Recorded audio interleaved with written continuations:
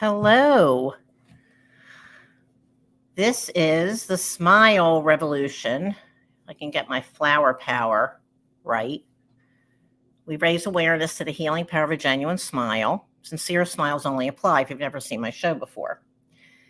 Now, tonight I have a special show. I've never done this before. I had a radio show in Kingston, New York in 2006 to 2008 on WKNY 1490 AM and the Smile Revolution show. And I had Pete Seeger, the father of folk music, he's called, an activist, and Richie Havens, Arlo Guthrie. I don't have that interview, though, unfortunately. And Buffy St. Marie. And I had a lot of other musicians and authors doing uplifting things, projects, and music. And so I was going through some papers recently, and I decided to do a show with just excerpts from some of my interviews from then. So I thought would be interesting. And I might do it again, too, because I have more that I've transcribed. Elliot Landy, the well-known photographer who was covered Woodstock, and Bob Dylan, and a lot of famous people. And then also Neil Donald Walsh, who wrote Conversations with God, and other people too as well. So let's see, what am I starting with? Oh, well, of course, someone wants to say hello. Miss Wow. She is so cute, and she always likes to get in the action here. It's from a picture of me with a pink wig. And who else?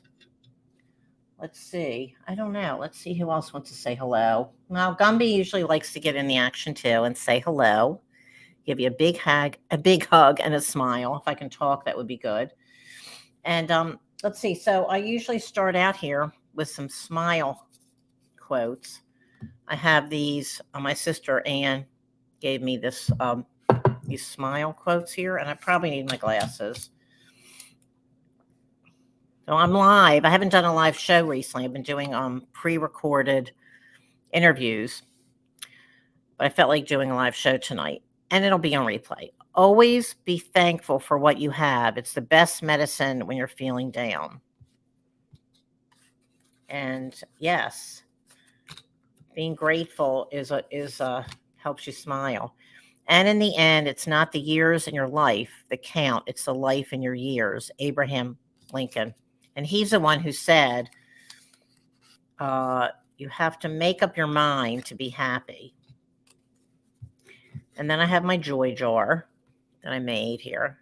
Joy jar. Do you have a joy jar? Write down everything that brings you joy. Oh, being generous. Walking with friends. Being with my cat Tiggy, also known as the Queen of Wow II.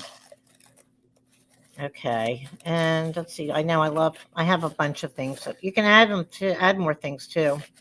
Friends. Okay, now this I found the other day. This was on the cover of the Greenwich Post, probably 2007. I think 2007.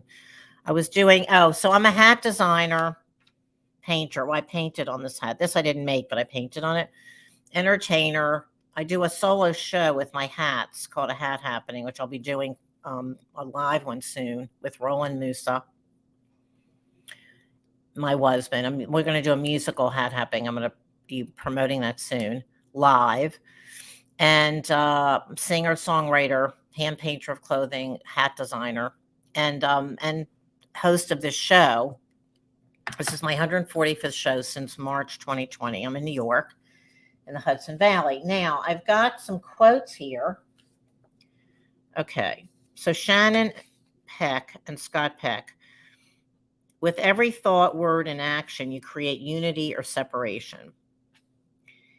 And Laura Molitor, who wrote, actually, she's a spiritual activist and singer-songwriter with the band Rare Birds in Flight.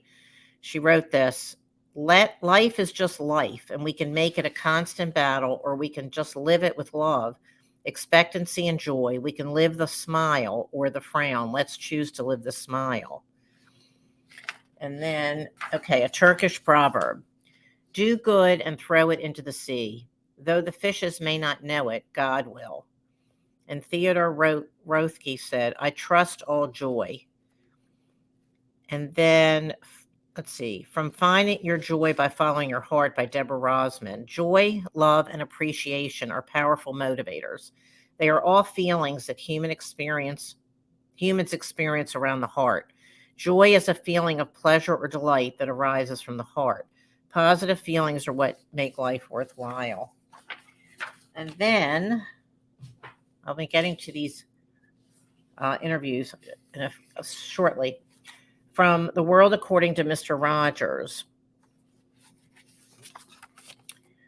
Often when you think you're at the end of something, you're at the beginning of something else. I've felt that many times. My hope for all of us is that the miles we go before we sleep will be filled with all the feelings that come from deep caring, delight, sadness, joy, wisdom, and that in all the endings of our life, we will be able to see the new beginnings. And then he said, when I was a boy, I used to think that strong meant having big muscles, great physical power. But the longer I live, the more I realize that real strength has much more to do with what is not seen. Real strength has to do with helping others. Okay, now what we're going to do next is I'm going to go into Richie Havens' interview. And if you don't know who that is, he rose to fame. He opened the Woodstock 1969 concert in Bethel, New York.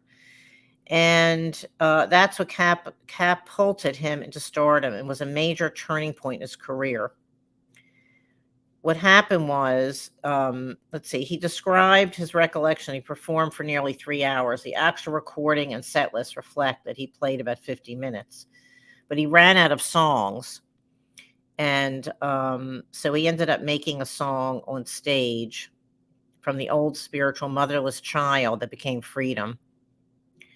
And then he said in an interview with Cliff Smith for Music Room, he said, I'd already played every song I knew and I was stalling, asking for more guitar and mic, trying to think of something else to play. And then it just came to me. The establishment was foolish enough to give us all this freedom and we used it in every way we could. What happened was that another musician was supposed to be there, but they ended up being late. And so he had to keep playing. And then actually Roland Musa, who introduced me, my husband, who introduced me to Richie, Richie recorded one of Roland and Tom Pacheco's songs, Indian Prayer, he made it famous on Mixed Bag 2. And it was one of Pete Seeger's favorite songs. And here's a picture of Richie. This was actually from his memorial. We were there in Bethel Woods. And Maureen, I think Maureen's going to watch us live or in replay. She was there too, August 18th, 2013. Okay, and so here we go. Okay. All right, this interview was April 1st, 2007. I'm starting. Mindy, when I met you the other day when we were talking about the smile revolution, you said that a smile is a weapon. Richie said, oh, yes. And then I said, so can you talk about what you mean by that? Richie, now there are good weapons and bad weapons, and good weapons destroy bad weapons usually. A smile will definitely change the atmosphere for sure. So what I mean to say really is that armed with a smile, you can detect where the badness is and smile on it. And I said, I love that. I've noticed in your book, They Can't Hide Us Anymore, that you do smile a lot. Roland Musa told me that you smile all the time. Have you always smiled your whole life? Did you grow up smiling? He said, I guess I have. Was your family very smiley? I guess it's part of my nature to feel what it's like to be smiling. It has to be, because it's true, I do, because there is a lot to smile about. I mean, there are sad faces that you can smile at and change. There are the children that you can know from the first time you see them because they smile at you and you smile back, and you know that anyone who is a young person smiling at you feels that you are also a smiling person. So there's that connection, and I love it. I mean, I've actually been able to make infants smile and talk to me. Mindy, me too. I know. I love smiling with infants. I love being with infants. It's very healing. Richie, just watching the kids when they pass by, how they look at you. They scrutinize you. And if you smile a lot of times, they will too. Otherwise, your beard scares them or something. But after a while, they are like all children, curious, and the next thing they do is grab your beard. So it's something in our nature. I think smiling is the sign of being not only positive, but being out of the realm of negativity. Mindy, yes. Now you seem like you're happy. You seem like you're happy all the time. I don't know if that's true. He goes, yeah, I am. Yes, I really am. So I said, so you were born like this all your life? Yes, I believe it. I believe I was born like this. I had many, many questions that I would have liked to have answers to when I was 4, 5, 6, 7, 8. And actually could never find anyone who could answer those questions. And so as I grew up, I searched for the answers. Me, I'll just say me. I heard you say on stage that there are aliens among us and they are our kids. Richie, yeah, they are here is what I'm trying to say. All the answers that we are looking for years is right here. They just happen to be in people under 4 feet tall. And if you talk to them, you'll get an idea what they think about, and it will blow your mind. Me, I love being with kids too. It's a totally different reality. Richie, well, they see everything, but they only want to know what they are curious about and what they see. What they see, in other words, certain parts of what they see create the atmosphere where they do, as the question and the idea of asking questions is actually to produce change. Me, the other thing about children is that they smile a lot, not every minute, but a lot more than adults, I think. Yeah, I'm sure, but even if an adult smiles, it may not be a true smile. Me, we're working on it. There's a smile revolution on now, so we're working on it. That's right. That's right. We need to do that. And now you have the Smile Revolution button, Richie. You can help spread the Smile Revolution. Well, that's what it's all about. That's what it's all about. So when someone's not smiling, I said, what I say to them is, did you know there's a Smile Revolution going on? And it makes people smile and laugh. Isn't that great? He goes, it is great. Well, it's a reminder that we could be smiling. Exactly. And if we're not, we definitely could be. That's right. And when you smile at someone, you're showing forth love, I said, and the world needs more love. Richie said, well, I think the world needs more of us to bring up the love. Love is something that even in my life, that love is an attitude. It isn't a commodity. It's an attitude. And if you can share that attitude with another person, then that person is feeling what we may all love, but it's really a factor of ourselves that is a fact. And it can bring that up, just being engaged in someone smiling at you. If it's a genuine smile, then they really feel that it's a genuine smile. Okay, now, wait a second. Wait a minute. Oh, I just found something here. Okay, then Pete Seeger. Okay, now Pete Seeger, the father of folk music and activist, he, if you don't know who he is, I don't know different generations. Mostly people watch this in replay. I usually been doing pre-recorded shows recently. He was a fixture on nationwide radio in the 1940s. He was in the band The Weavers, and they had a string of hits in the early 50s with The Weavers, and he made Leadbelly's Goodnight Irene well known. It topped the charts for 13 weeks in 1950, and then they were members of the Weavers were blacklisted. And then Seeger reemerged as a prominent singer of protest music in support of international disarmament, civil rights, counterculture, workers' rights, and environmental causes. His most famous songs are Where Have All the Flowers Gone, If I Had a Hammer, Kisses Sweeter Than Wine, Turn, Turn, Turn, which has been recorded by many artists, and Outside the Folk Revival Movement, both in and outside the folk revival movement. And it goes on and on. I mean, his legacy goes on and on. But I interviewed him January 7th, 2007. And he said, you might consider this ability of Americans to look for solutions where there never have been solutions before. This is one of the things that is going to save this human race. The powers that be have gotten so much money They can destroy any one thing they want. But what are they going to do about 10 million little things they don't know? Laughs. Mindy, I said, I think we're having a spiritual awakening. I'm part of that happening, and I'm totally committed to that happening. More people in the world smiling, more kindness, and treating the whole world like we're all one family, which we are, which is totally in line with what you're talking about. He said, yep. And then he said, thank you all and keep on keeping on in spite of everything. Okay. And then Pete said, I interviewed him again, March 10th, 2008. And he said, the agricultural revolution took thousands of years. The industrial revolution took hundreds of years. The information revolution is taking decades. But if we use it and use our brains that God gave us, we may this century see the smile revolution or the rainbow revolution or the great turning. Term coined in the book Blessed Unrest, Paul Hawkins, when I asked him about the smile revolution. And Wavy Gravy. Wavy Gravy. Anybody know who that is? Well, anyway, Wavy Gravy. Some people do. It depends on the generation. I'm going to show you a picture of him.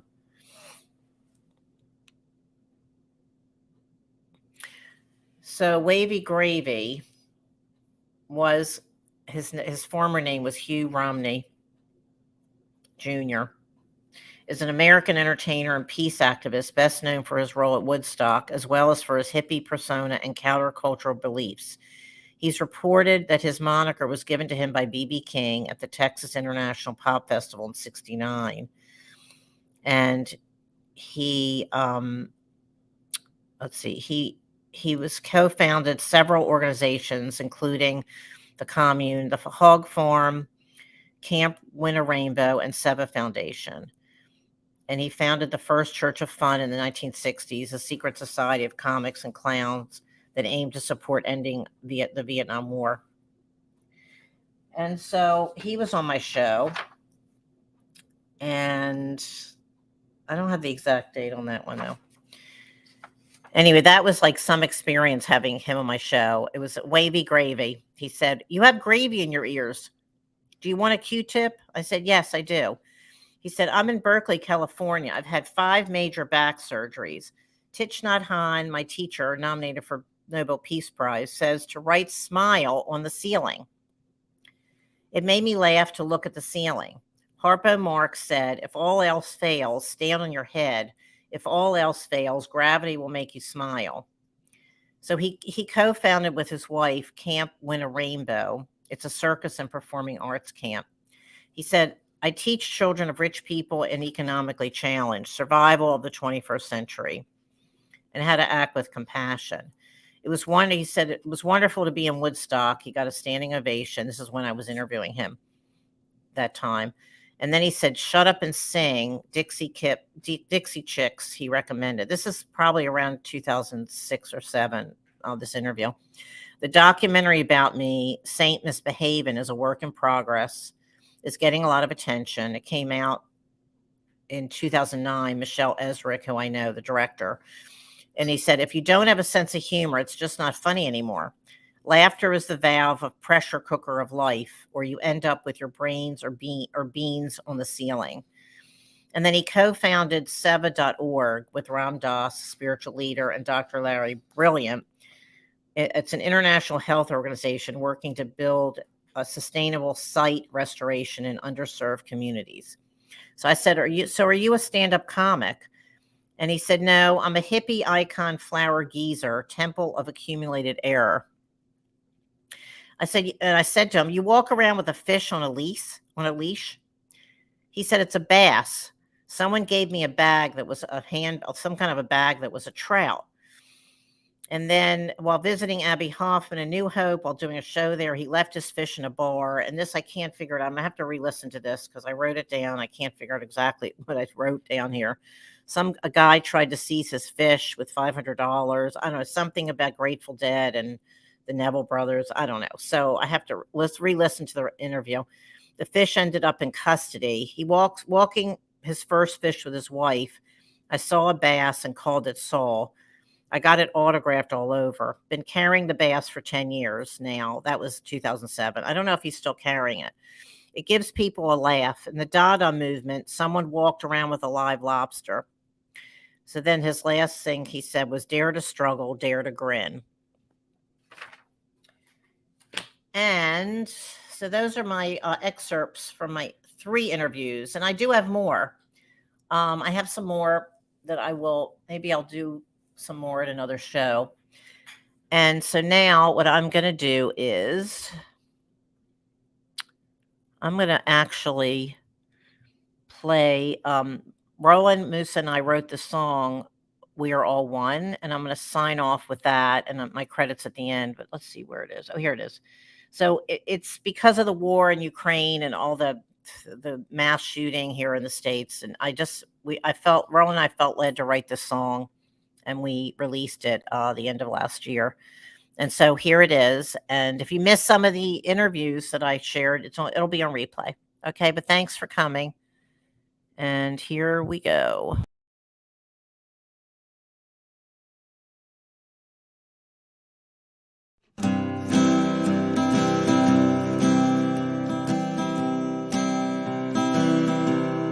We are one.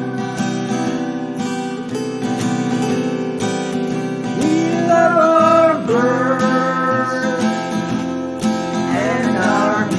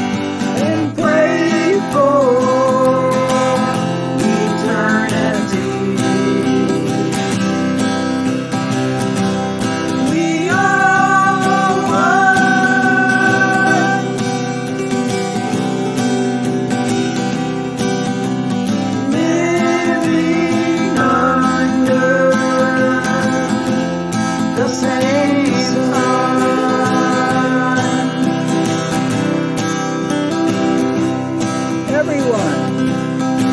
We are one.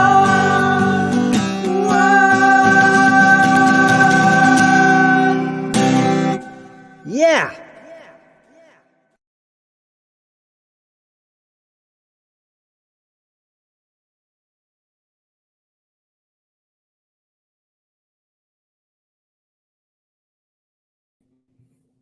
Hope you enjoyed that. My next show it's going to be right now bi-weekly. So the next show is June 20th, 8 o'clock Eastern time. And I will have as my guest Valerie David, an award-winning, internationally known performer who does one-woman shows. One of them is the Pink Hulk, and she has a new show, Baggage from Baghdad. And so she'll be talking about those shows, and she's a wonderful person and talent. So I'm excited about that. So tune in June 20th, 8 o'clock Eastern time. And I will end with my credits. Keep smiling, keep sweet. Join the smile revolution. We need more joy and fun. Okay, here we go. It's called the smile revolution that comes, goes round and back to you. So smile, smile, smile, a simple smile.